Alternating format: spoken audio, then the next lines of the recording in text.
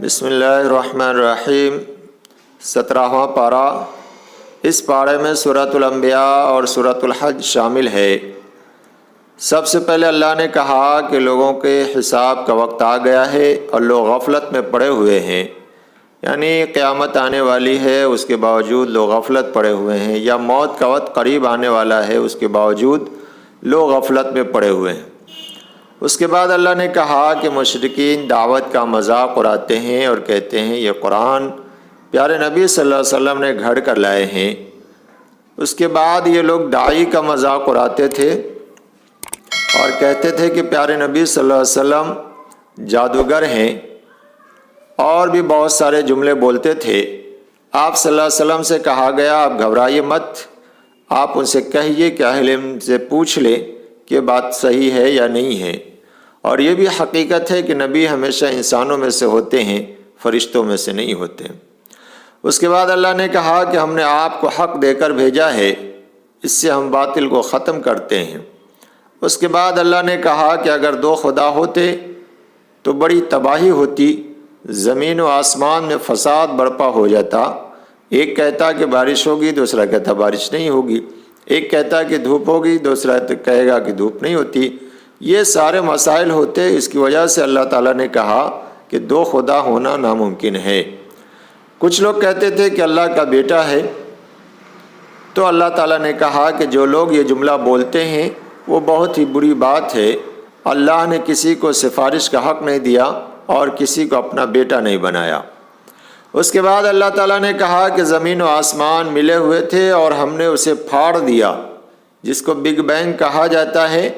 اللہ نے لفظ کن کے ذریعے دونوں کو الگ الگ کر دیا اور دونوں الگ ہو گئے۔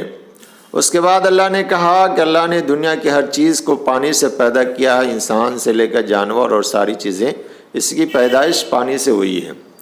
پہاڑ بنائے، پہاڑ کے ذریعے زمین کو مضبوط کیا، راستہ بنائے، مضبوط چھت بنائی، چاند، سورج، ستارے، یہ ساری نشانیاں اللہ تعالیٰ نے گنوائی ہیں۔ اس کے بعد کہا کہ ہر شخص کو موت کا مزہ چکھنا ہے، اور جب سب مر جائیں گے تو سب کو ہمارے پاس جمع ہونا ہے۔ حضرت موسیٰ اور فرعون کی کشمکش کا تذکرہ پھر سے آیا، اور اس کے بعد اللہ تعالیٰ نے حضرت ابراہیم علیہ السلام کا تذکرہ پیش کیا کہ حضرت ابراہیم علیہ السلام نے ایک دفعہ اپنے خاندان والوں کو، اپنے والد کو سمجھایا، لیکن لوگ ماننے کے لیے تیار نہیں ہوئے۔ تو حضرت ابراہیم علیہ السلام نے ایک تدبیر سوچی، اور تدبیر یہ تھی کہ ایک دفعہ کچھ لوگ سب کے سب جو ہے میلہ دیکھنے گئے تھے۔ حضرت ابراہیم علیہ السلام نے ایک بڑی سی کلہاڑی لی اور جا کر سارے بتوں کو توڑ دیا، اور اس کلہاڑی کو جو سب سے بڑا بت تھا اس کے گلے میں لٹکا دیا۔ جب لوگ واپس آئے اور دیکھا کہ اس کے بتوں کی حالت کس نے ایسی کی ہے، تو کچھ لوگوں نے کہا کہ یہ ابراہیم کا کام ہو سکتا ہے، وہی ہمارے بتوں کو برا بھلا کہتا ہے۔ لوگ حضرت ابراہیم علیہ السلام کے پاس پوچھنے آئے۔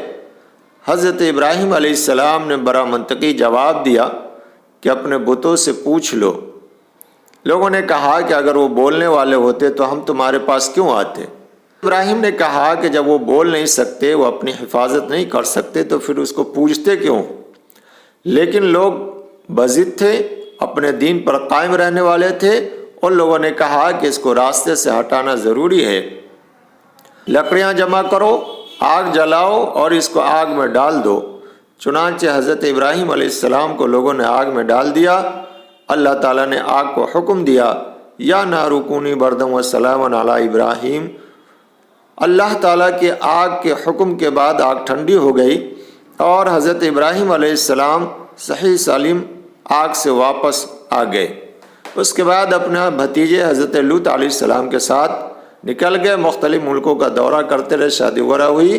پھر اس کے بعد اللہ تعالیٰ نے ان کو اولاد سے نوازا، حضرت اسماعیل اور اسحاق کی شکل میں۔ حضرت نوح علیہ السلام کا تذکرہ آیا، حضرت داؤد اور سلیمان علیہ السلام کا تذکرہ آیا کہ ہم نے ان کو معاملہ سمجھا دیا۔ معاملہ یہ ہوا کہ ایک شخص کی بکری دوسرے کے کھیت میں چلی گئی تھی۔ حضرت داؤد علیہ السلام کے پاس جب یہ واقعہ پیش آیا، معاملہ آیا، تو انہوں نے فیصلہ دیا کہ بکری والا کھیت کی بھرپائی کرے، لیکن جب دروازے پر پہنچے تو حضرت سلیمان علیہ السلام مل گئے۔ سلیمان علیہ السلام نے پورا معاملہ سنا اور کہا کہ اس کا فیصلہ اس طرح ہوگا کہ بکری کھیت والے کو دے دی جائے اور کھیت جو ہے بکری والے کو دے دی جائے، کھیتی تیار کر کے وہاں تک پہنچا دے جہاں تک کھیتی تھی، اس وقت تک کھیت والا بکری سے فائدہ اٹھاتا رہے اور اس کا دودھ پیتا رہے۔ یہ فیصلہ حضرت داؤد علیہ السلام کو بھی بڑا پسند آیا اور اسی کے مطابق انہوں نے بھی فیصلہ دے دیا، اس کی طرف اشارہ آیا۔ حضرت سلیمان علیہ السلام کے بارے میں اللہ نے کہا کہ ہم نے اس کے تابع کر دیا تھا ہوا کو، چرند پرند کو، اور ساری چیز ان کے تابع کر دی گئی تھی۔ حضرت ایوب علیہ السلام کا تذکرہ آیا کہ جب وہ پریشانی میں گھر گئے تو بجائے شکوہ کرنے کے انہوں نے اللہ سے دعا کی اور کہا ربی انی مسنی ارحم الراحمین، کہ اے پروردگار مجھے تکلیف پہنچی ہے تو ارحم الراحمین ہے، میری پریشانیوں کو دور کر دے، میری بیماریوں کو دور کر دے۔ اللہ تعالیٰ نے ان کی بیماریوں کو دور کر دیا۔ ذوالکفل علیہ السلام کا تذکرہ آیا۔ بعض لوگوں نے کہا کہ ذوالکفل وہی ہے جس کو ہندوستان والے کپل وستو کہتے ہیں، اللہ جانے اس کا معاملہ کیا ہے، لیکن کچھ لوگ اس کو شمار کرتے ہیں۔ حضرت یونس علیہ السلام کا تذکرہ آیا کہ حضرت یونس علیہ السلام جب گاؤں والوں سے ناراض ہو کر نکل گئے، کشتی میں سوار ہوئے، قرآن اندازی میں ان کا نام آیا، لوگوں نے دریا کے حوالے کر دیا، وہاں سے مچھلی کے پیٹ میں گئے اور مچھلی کے پیٹ میں انہوں نے دعا کی لا الہ الا انت سبحانک انی کنت من الظالمین۔ اللہ تعالیٰ نے اس مچھلی کے پیٹ کے اندھیرے سے نجات دی اور مچھلی نے ایک چٹیل میدان میں اگل دیا۔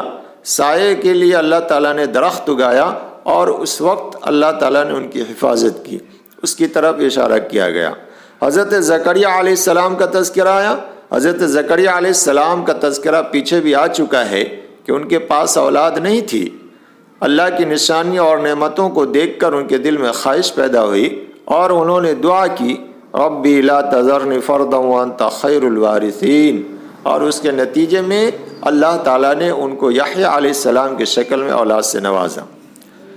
اللہ تعالیٰ نے ان سب انبیاء کا تذکرہ کر کے فرمایا کہ سب کی دعوت ایک تھی، سب کے سب شکر کرنے والے تھے، دعا کرنے والے تھے اور وہ سب کے سب انسان تھے۔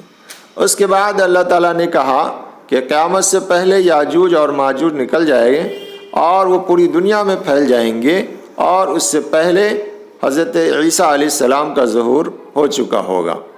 اس کے بعد اللہ تعالیٰ نے کہا کہ قیامت سے پہلے اللہ زمین کو رجسٹر کی طرح لپیٹ دے گا، جس طرح رجسٹر کو سجل کو لپیٹا جاتا ہے اس طرح لپیٹ دے گا۔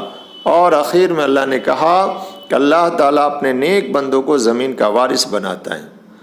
سورۃ الحج کا آغاز ہوتا ہے۔ سورۃ الحج کے شروع میں اللہ نے کہا قیامت کی بھیانک اتنی ہوگی کہ حاملہ عورت اپنے حمل جن دے گی، دودھ پلاتی عورت اپنے بچے کو بھول جائے گی، اور لوگ بالکل باولے کی شکل میں، دیوانے کی شکل میں، نشہ خور کی شکل میں ہو جائیں گے، حالانکہ انہوں نے نشہ نہیں کھایا ہوگا۔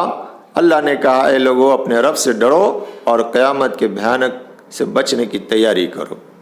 اس کے بعد اللہ تعالیٰ نے کہا کہ کچھ لوگ دوبارہ اٹھائے جانے کے منکر ہیں۔ اللہ نے ان کو یاد دلایا کہ اللہ کی ذات وہ ہے جس نے مٹی سے نطفہ بنایا، نطفے سے خون بنایا، خون سے لوتھرا بنایا، لوتھرے پر گوشت چڑھایا، پھر بچپنا دیا، بچپن سے جوانی دی، جوانی سے بڑھاپے میں لایا۔ ان سارے مراحل میں گھمانے والا کون ہے؟ وہ اللہ کی ذات ہے۔ تو کیا وہ اللہ دوبارہ پیدا نہیں کر سکتا؟ اس کے بعد منافقین کے بارے میں کہا گیا کہ کچھ لوگ کنارے میں رہ کر عبادت کرتے ہیں، اگر فائدہ ہو تو اندر آتے ہیں، نہیں تو وہ ساتھ چھوڑ دیتے ہیں۔ اللہ نے کہا کہ دنیا کی ہر چیز سجدہ کرتی ہے۔ اس کے بعد جہنم کا تذکرہ آیا کہ جو لوگ جہنم میں جائیں گے اس کو پینے کے لیے گرم پانی دیا جائے گا اور اس کے لیے لوہے کے کپڑے بنائے جائیں گے۔ جنت کے بارے میں فرمایا کہ جو لوگ جنت میں جائیں گے اس کو دودھ کی نہریں ہوں گی، سونے کے کنگن پہنائے جائیں گے اور ریشم کے کپڑے پہنائے جائیں گے۔ خانہ کعبہ کی تعمیر کے سلسلے میں بات آئی۔ حضرت ابراہیم علیہ السلام کو اللہ تعالیٰ نے خانہ کعبہ کی جگہ بتائی، صاف کرنے کا حکم دیا، پھر اللہ تعالیٰ نے حج کی فرضیت کے اعلان کرنے کا حکم دیا اور اللہ نے کہا کہ تم اعلان کرو لوگ تمہارے پاس یا اس گھر کی زیارت کے لیے دور دراز علاقوں سے پیدل اور اونٹنی پر سوار ہو کر آ جائیں گے، اور آج تک پوری دنیا اس گھر کی زیارت کے لیے بےتاب رہتی ہے، لاکھوں کروڑوں روپیہ خرچ کر کے وہاں پہنچنے کی کوشش کرتے ہیں۔ حج کے دوران اگر قربانی کے جانور ذبح کرو تو ان قربانی کے جانوروں میں فقیر اور مسکین کو کھلاؤ۔ اللہ تعالیٰ نے ایمان والوں کی خوشخبری سنائی کہ کس ایمان والے کے لیے خوشخبری ہے، جب اللہ کا ذکر کیا جاتا ہے تو ان کے دل منور ہو جاتے ہیں، مصیبت میں صبر کرتے ہیں، اور جو کچھ اللہ نے دیا ہے اس کو خرچ کرتے ہیں۔ اللہ نے قربانی کے تعلق سے فرمایا لَن يَنَالَ اللَّهَ لُحُومُهَا وَلَا دِمَاؤُهَا وَلَٰكِن يَنَالُهُ التَّقْوَىٰ مِنكُمْ کہ اللہ کو تمہارا گوشت، تمہارا خون کچھ بھی نہیں پہنچتا، اللہ تعالیٰ تو تمہارے تقوی کو دیکھتا ہے۔ یعنی جو انسان قربانی کرتا ہے اس کا گوشت بھی وہی کھاتا، چمڑے سے وہی فائدہ اٹھاتا، اللہ صرف تقوی کی بنیاد پر ثواب دیتا ہے۔ اس کے بعد اللہ تعالیٰ نے کہا اللہ ایک دوسرے کو دور رکھتا ہے تاکہ فساد نہ ہو، اور اگر اللہ یہ نہ کرتا تو سارے عبادت خانے منہدم ہو جاتے۔ کائنات پر غور کرنے کو کہا گیا، اور اس کے بعد اللہ نے کہا رکوع کرو، سجدہ کرو، اچھائیوں کے خوگر بنو، اللہ کی راہ میں جد و جہد کرو جیسا کہ حق ہے، اور اللہ نے تمہیں اس کام کے لیے چن رکھا ہے۔ اس کے بعد اللہ نے کہا کہ اپنے باپ ابراہیم کی ملت پر قائم رہو، اس نے تمہارا نام مسلم رکھا، اور قرآن میں بھی تمہارا یہی نام ہے۔ آخر میں اللہ نے کہا رسول تم پر گواہ ہیں، تم لوگوں پر گواہ ہو، نماز قائم کرو، زکوٰۃ دو، اور اللہ کے دامن کو مضبوطی سے تھامے رکھو، وہی تمہارا سرپرست ہے۔ وہ کتنا اچھا سرپرست ہے، وہ کتنا اچھا مددگار ہے۔ اللہ تعالیٰ ہم تمام لوگوں کو عمل کی توفیق عطا فرمائے۔